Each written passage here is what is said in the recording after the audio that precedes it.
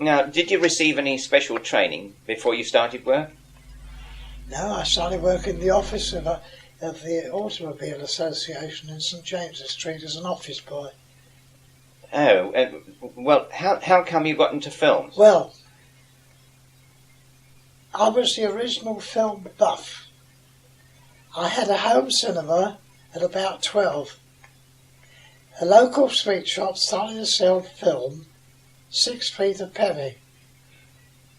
Inflammable film, bits of newsreels. And I used to buy these bits of film because I had a toy cinema at some toy projector, somebody called me. And somehow or other I got to know one or two other people, not handy but roundabout, who had similar ideas. And eventually I built up a proper projector. And you won't believe this, but this is absolutely true. One Saturday afternoon, I couldn't have had a football match on, I suppose. At Wimbledon Park, it was a little enclave that had been built with, I suppose you'd call them working class, upper working class houses. Not quite middle class, but better than working class. And we were adjunct to Southfields and Earlsfield and Wandsworth, which was working class. And the cinema was in Earlsfield, and another poorer cinema was in Wandsworth.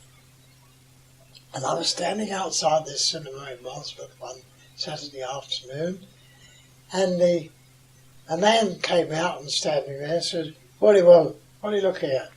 I said, "I was looking at your billboard, sir, to see the pictures you were running," because they used to have a billboard in those days. And I'm talking about 1912, with their two westerns, French comic, Italian comic, newsreel.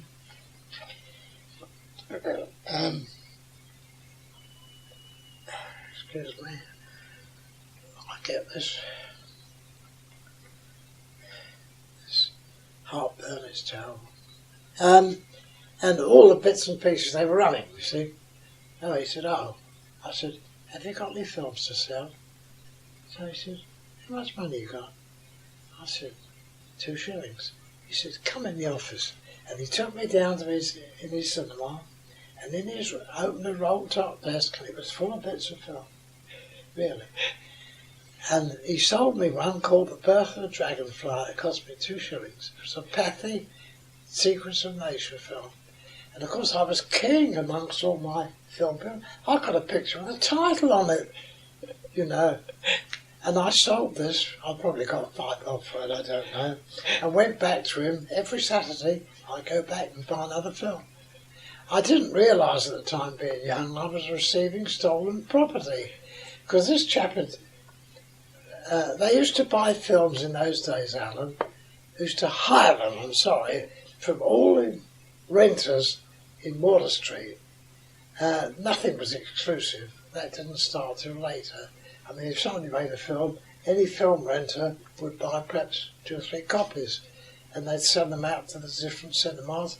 And these wicked managers, I suppose their bookkeeping was so haphazard. The whole industry was haphazard. You cannot possibly imagine, really. And they didn't send them back. I eventually had a Bronco Billy. I eventually had a full 1,000-foot Keystone with Ford Sterling in it. And by the time I was 16, and when I joined the forces, the first thing my mother did was to give them all away.